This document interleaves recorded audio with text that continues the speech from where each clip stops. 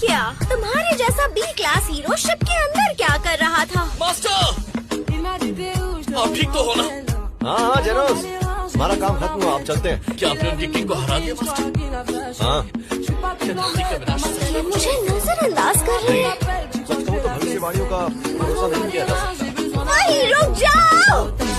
मुझे नहीं पता तुमने ये कैसे किया, पर तुम खुद शिप के अंदर घुस गए। तुम सिर्फ बी क्लास हीरो हो, तुम्हारी हिम्मत कैसे हुई शिप में घुसने की? मुझे तुम्हारी मदद की जरूरत नहीं थी, मैं खुद ये कर सकती थी। टकले उबले हुए अंडे बिजली के बवाल, कुछ तो बोलो। बहुत चाहिए राजमा की शक्ल वाले। सुनो बिगड़ी बच्ची, अपना मुंह बंद करो, निकलो, नहीं तो अच्छा नहीं।